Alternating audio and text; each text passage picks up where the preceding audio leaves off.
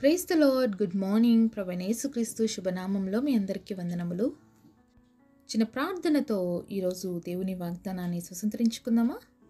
పరిశుద్ధుడైన మా తండ్రి, నీ ఘనమైన శ్రేష్టమైన నామాన్ని బట్టి వందనాలు చెల్లిస్తున్నాం ప్రవ్వా. ఉదయకాల సమయంలో ప్రవ్వా మా అందరి హృదయాలను చూస్తున్న దేవుడుగానే ఉన్నావు తండ్రి. మీకు స్తోత్రాలు. ఏ హృదయంకి ఎవరికి ఏ మాటలైతే అవసరం ఉన్నాయో తండ్రి, మా అందరితో మాట్లాడి మమ్మల్ని దర్శించమని, మమ్మల్ని సరిచేసి నీ కొరకు బలపరచుకోమని యేసు నామంలో ప్రార్థిస్తున్నాము తండ్రి. ఆమేన్. ఈరోజు దేవుని వాగ్దానము ద్వితీయోపదేశ కాండము 2వ అధ్యాయము 7వ వచనం. నీ దేవుడైన యెహోవా నీకు తోడై ఉన్నాడు, నీకేమీయూ తక్కువ కాదు. Deuteronomy chapter 2 verse 7. The Lord thy God hath been with thee, thou hast lacked nothing. దేవుడు ఇచ్చినటువంటి అద్భుతమైన వాగ్దానం మనందరి జీవితంలో నెరవేర్చబడును గాక. ఆమేన్. ఉదయకాల సమయంలో మీరు కూడా నా జీవితంలో అది తక్కువైపోయింది, ఇది తక్కువైపోయింది, నాకు అది లేదు, ఇది లేదు అని బాధపడుతున్నారండి. అయితే మీకోసమే వాగ్దానం దేవుడిచ్చి ఉన్నాడు. మన దేవుడు మనకు తోడుగా ఉంటే మనకి ఏమీ కూడా తక్కువ కాదు అని దేవుడు వాక్యం సెలవిస్తుందండి. దేవుడు మాట ఇస్తే తప్పని దేవుడు. కాబట్టి ఈరోజు నీ జీవితంలో ఏది కొరతగా ఉందో ఆయనకి తెలుసు. నీకు ఏది ఏ సమయంలో అవసరమైంది ఇవన్నీ కూడా దేవుడు ఎరిగినవాడు. తప్పకుండా సహాయం చేయడానికి శక్తివంతుడైనటువంటి దేవుడు అండి మన దేవుడు. మరి ఇశ్రాయేలు ప్రజల జీవితంలో అనేకమైన అద్భుతాలు చేశాడండి దేవుడు. ఆ రోజు వాళ్ళ జీవితాల్లో అద్భుతాలు చేసిన దేవుడు ఈరోజు నీ జీవితంలో అద్భుతం చేయడానికి ఆయనకు శక్తి లేదా? ఆయన సర్వశక్తిమంతుడండి. ఆ రోజు చేసిన దేవుడు ఈరోజు కూడా చేస్తూనే ఉన్నాడు, చేస్తాడు తప్పకుండా. మరి ఇశ్రాయేలు ప్రజలు అరణ్య మార్గంగా వెళ్తున్నప్పుడు వాళ్ళకు ఆహారం కావాల్సి వచ్చినప్పుడు దేవుడు వారి కోసము ఆకాశం నుండి మన్నాను కురిపించాడు. అయితే ఎవరెవరికి ఎంత కావాలో అంత కలెక్ట్ చేసుకోండి అని మోసే చెప్పినప్పుడు చాలామంది మరి అత్యాశకు పోయి రేపు మళ్ళీ దేవుడు ఇస్తాడో లేదో ఆహారం అని చెప్పి ఎక్కువ కూర్చుకున్నారంట. కొంతమంది తక్కువ కూర్చుకున్నారంట. అయితే ఇలాంటి సమయంలో మనం ఒక అద్భుతమైన విషయాన్ని చూడొచ్చు దేవుడి మాటలో నుండి. నిర్గమకాండం 16వ అధ్యాయము 17-18 వచనాలు చూద్దాము. ఇశ్రాయేలు అట్టు చేయగా కొందరు హెచ్చుగాను కొందరు తక్కువగాను కూర్చుకునిరి. వారు ఒమేరుతో కొలిచినప్పుడు హెచ్చుగా కూర్చుకున్న వానికి ఎక్కువగా మిగలలేదు, తక్కువగా కూర్చుకున్న వానికి తక్కువ కాలేదు. ఎంత అద్భుతమైన మాట కదండి. మరి ఎవరైతే ఎక్కువగా కూర్చుకున్నారో వాళ్ళకి ఎక్కువ కాలేదంట, తక్కువగా కూర్చుకున్న వాళ్ళకి తక్కువ కాలేదు. వాళ్ళు ఓమేరుతో కొలుచుకున్నారనమాట. కొలుచుకుంటే ఎక్కువ కూర్చుకున్నాం అనుకున్న వాళ్ళకి అంతే ఉంది, తక్కువ కూర్చుకున్నాం అన్న వాళ్ళకి కూడా అంతే ఉంది. కాబట్టి రోజు నా జీవితంలో అది లేదు, ఇది లేదు, అది తక్కువ ఉంది, ఇది తక్కువ ఉంది నువ్వు అనుకుంటున్నావు. కానీ దేవుడు సమస్తం నీకు ఎంత అవసరమో, నీకు ఎంత కావాలో ఆల్రెడీ ఇచ్చి ఉన్నాడనే విషయాన్ని ఈరోజు మనల్ని గ్రహించమని దేవుడు వాక్యం సెలవిస్తూ ఉంది. సింహపు పిల్లలైనా లేమి కలవై ఆకలి కొంటాయేమో, కానీ నా పిల్లలకి లేమి అనేది తక్కువ అనేది ఏది ఉండదు అని దేవుడు వాక్యం సెలవిస్తూ ఉండండి. కానీ ఈరోజు చాలాసార్లు మన జీవితంలో మనకు ఎందుకు తక్కువ అని అనిపిస్తుందంటే మనం ఇతరులతో పోల్చుకుంటున్నామండి. ఏ విషయానైనా కూడా ఈరోజు ప్రతి ఒక్కరు కూడా కంపారిజన్ చేసుకుంటున్నారు. దానివల్ల ఏమైపోతుందంటే మానసికంగా మనుషులు అలసిపోతున్నారు, మానసికంగా దేవుడికి దూరం అయిపోతూ ఉన్నారు, మానసికంగా మరి ఎలా అయిపోతున్నారంటే కృంగిన స్థితిలోకి వెళ్ళిపోతూ ఉన్నారు. మీ అందరికీ ఒక విషయం తెలుసా అండి? మనం అందరము దేవుడి యొక్క కన్ను దృష్టిలో ఒక స్పెషల్. మన దేవుడు మనల్ని అందరినీ కూడా ఒకటేలాగా సృష్టించలేదండి. మనల్ని అందరినీ కూడా మన వేలుముద్రలు కావచ్చు, మన కళ్ళలో ఉన్న రెటీనా కావచ్చు, ఇవన్నీ కూడా మనందరికీ ఒక ప్రత్యేకత ఇచ్చాడు. మరి అంత గొప్పగా మనల్ని సృష్టించాడు. దేవుడి దృష్టిలో మనం మాస్టర్ పీస్. అలాంటప్పుడు వాళ్ళకి ఈ విధంగా ఉంది కాబట్టి నాకు ఇలా ఉండాలి, వాళ్ళు అలా ఉన్నారు కాబట్టి నేను ఇలా ఉండాలి అనుకోవడం ఎంతవరకు కరెక్ట్ అని మనం ఆలోచించాలి. నీకేమి అవసరమో దేవుడికి బాగా తెలుసు. నీ ఎదుటి వాళ్ళు ఉన్న వారికి ఏం అవసరమో ఆయనకి తెలుసు. నీ పక్కనున్న వాళ్ళకి ఏది అవసరమో అది ఆయనకు తెలుసు.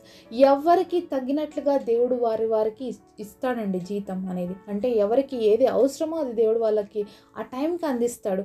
అంతేగాని వాళ్ళకుంది కాబట్టి నాకు ఉండాలి, నాకు లేదు కాబట్టి వాళ్ళకుంది అని చెప్పి బాధపడడం అనేది కరెక్ట్ కాదనమాట. కాబట్టి దేవుడు మన జీవితాల్లో తోడుగా ఉంటే మనకి ఏది తక్కువ కాదు అనేది మొదటిగా మనం నేర్చుకోవాలి. మరి దేవుడు మనకి తోడుగా ఉన్నాడా ఈరోజు? మరి దేవుడు తోడు లేకపోతే మన జీవితం కొనసాగించడం చాలా కష్టం అన్నమాట. దేవుడి యొక్క సహాయత లేకుండా మనం ముందుకు పోవడం అనేది మన జీవితాల్లో మనకి ఎంత మాత్రమో ఆశీర్వాదము కానే కాదు. మరి దేవుడి సన్నిధిలో అడుగుతున్నావా? అయ్యా నాకు తోడుగా ఉండు, నాకు సహాయం చెయ్యి, నాతో నువ్వు ఉండయ్యా అని చెప్పి దేవుణ్ణి అడుగుతున్నామా? చాలాసార్లు దేవుణ్ణి పక్కన పెట్టేసి మన ఇష్టానుసారంగా చేసుకుంటూ, మన ఇష్టానుసారముగా మరి సమస్త విషయాల్లో డెసిషన్స్ తీసుకుంటూ, ఏది చేయాలన్నా మన సొంత నిర్ణయాలతో చేసేసుకొని దానివల్ల వచ్చే నష్టాన్ని మళ్ళీ దేవుడు నాకు ఇది చేయలేదు, అది చేయలేదు అని చెప్పేసి అనుకునే స్థితిలో ఈరోజు ఉన్నామా? కాబట్టి దేవుడు మన జీవితాల్లో ఉంటే మనకు అన్నీ కూడా ఆశీర్వాదమేనండి. దేవుడిని కానీ మన జీవితంలో మనం కలిగి లేకపోతే మన జీవితంలో ఎన్నున్నా కూడా అవన్నీ కూడా మనకి వేస్ట్ అనేది మనం గ్రహించాలండి. ఎందుకంటే మరి యేసు ప్రభువు మరి అరణ్యంలో బోధిస్తున్నప్పుడు ప్రజలు చాలామంది ఉన్నారండి, ఆకలితో ఉన్నారు.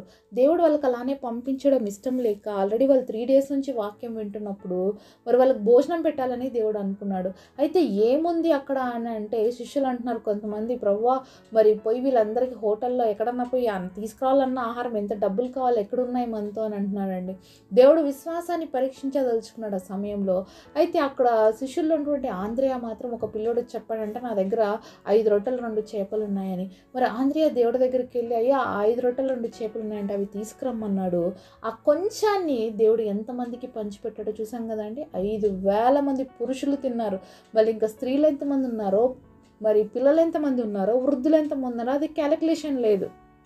మరి మిగిలిన గంపలు ఎంత? 12 గంపలెత్తారు. అంటే ఒకసారి ఆలోచించండి, మరి దేవుడి చేతిలోకి కొంచాన్ని తీసుకుపోయి పెట్టినప్పుడు అంత సమృద్ధిగా చూసినప్పుడు ఈరోజు నీ జీవితంలో ఎక్కడ తక్కువ పడుతుంది? ఒకవేళ నీ జీవితం తక్కువ వస్తుందా? లేకపోతే నువ్వు ఎత్తి పెడుతున్నటువంటి మనీ కావచ్చు, లేకపోతే నీ ప్లాన్స్ కావచ్చు, ఏవైనా నువ్వు రీచ్ అవ్వాల్సిన గోల్స్ కావచ్చు, ఎక్కడ తక్కువ పడుతున్నాయో, నీది ఏదైనా సరే, నీ జ్ఞానం ఏ విషయంలోనైనా తక్కువ పడుతుందా? లేకపోతే నువ్వు రీచ్ అవ్వాల్సినటువంటి ఆ గోల్ని రీచ్ కాకోకుండా నీ జీవితంలో ఇంకా ఏమైనా కొరతలు ఉన్నాయా? అలాంటి సమయంలో మనం ఏం చేయాలంటే మన పరిస్థితిని తీసుకెళ్ళి దేవుడి చేతిలో పెట్టాలి. దేవుడి చేతిలో పెడితే ఆశీర్వాదాన్ని మనం చూడగలుగుతాం. మరి చాలామంది దేవుడి చేతులకి అప్పగించుకుంటారండి, కానీ దేవుడి చేతిలో విరవబడ్డానికి మాత్రం ఇష్టపడరు.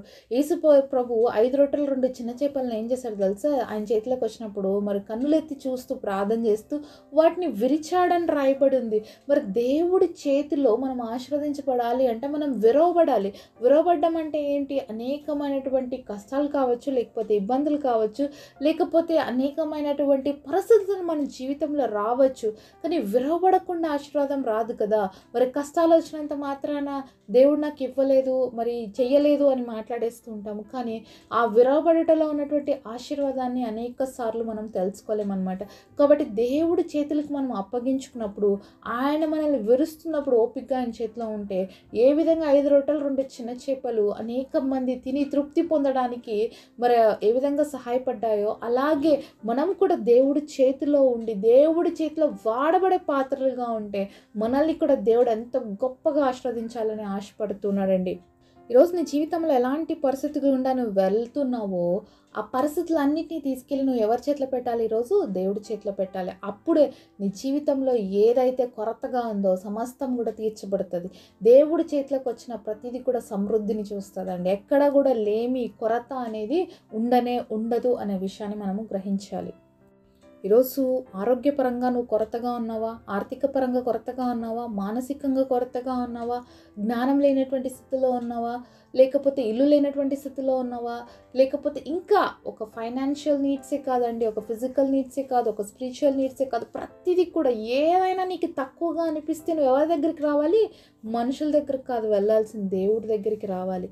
కాబట్టి ఈరోజు నీ జీవితంలో ఏది కొరతగా ఉందో, ఏది తక్కువగా అనిపిస్తుందో నువ్వు దేవుడి సన్నిధిలోకి దాన్ని తీసుకొచ్చి ఆయన చేతులకు అప్పగించినట్లయితే నువ్వు బహు సమృద్ధిని చూడబోతున్నావు అండి. దేవుడు తోడుగా ఉంటే లేమిలో కూడా మనం ఏం చూడగలుగుతామండి? సమృద్ధిని చూడగలుగుతాం. కాబట్టి మన జీవితంలో దేవుడు తోడు కావాలని చెప్పి దేవుడిని మనం ఎప్పుడు అడగాలి. అందుకే మోషే ఒక మాట అంటాడు, ప్రభువా నీ సన్నిధి లేకుండా నేను ఎక్కడికి పోను, నీ సన్నిధి నాతో కూడా రావాలయ్యా అని అడుగుతాడనమాట. కాబట్టి దేవుడి యొక్క సాన్నిధ్యాన్ని మనం కలిగి మన జీవితాల్లో జీవించాలి. అలాగే దేవుని యొక్క తోడు కలిగి మనము వెళ్ళాలి. ఎక్కడికి వెళ్ళినా ఏం చేస్తున్నా ఎవరి సహాయాన్ని మనం కోరుకోవాలి? దేవుని సహాయం కోరుకునే వారిగా ఉండాలి. దేవుడి సన్నిధిలో ప్రార్థించే వారిగా ఉండాలి. దేవుడికి ఆ పరిస్థితిని అప్పగించుకునే వారిగా ఉండాలండి. అప్పుడే మన జీవితంలో జయ జీవితాన్ని చూడగలుగుతాం. ఈరోజు జాబ్ ప్రయత్నాలు చేస్తున్నా, వివాహ ప్రయత్నాలు చేస్తున్నా, అలాగే గర్భఫలం కోసం ప్రయత్నం చేసిన ఏదైనా సరే అదన్నిటినీ కూడా ప్రతి ప్రయత్నాన్ని దేవుడి చేతిలోకి తీసుకొచ్చి పెట్టండి. దాంట్లో వచ్చేటువంటి గొప్ప అద్భుతమైనటువంటి విషయాలు మీ జీవితాల్లో చూడగలుగుతారు. అట్టి కృప దేవుడు మనందరికీ సహాయం చేయను గాక. ప్రియమైన యేసయ్య, నీ బంగారు పాదములకు వందనాలు చెల్లిస్తున్నాం తండ్రి. యెహోవా మాకు తోడయంటే ఏది తక్కువ కాదన్నావు తండ్రి. ఈరోజు మా అందరి జీవితంలో అనేకమైన విషయాలు మేము ల్యాకింగ్గా ఉన్నాం. అయితే ఆ పరిస్థితులన్నీ నీ చేతిలో పెడుతున్నాం ప్రభా. మమ్మల్ని సమృద్ధిగా దీవించండి, ఆశీర్వదించండి. ఎవరి జీవితంలో ఏ కొరత ఉందో, ఎవరి జీవితంలో ఏ పరిస్థితి ఉందో ఆ పరిస్థితులన్నింటిలో నువ్వు తోడుండి అద్భుతమైన మీ కార్యాన్ని రిసీవ్ చేసుకుని మహింపరిచే విధంగా ఈ గొప్ప వాగ్దానం అందరి జీవితాల్లో నెరవేర్చమని యేసు నామములో ప్రార్థిస్తున్నాము తండ్రి. ఆమేన్.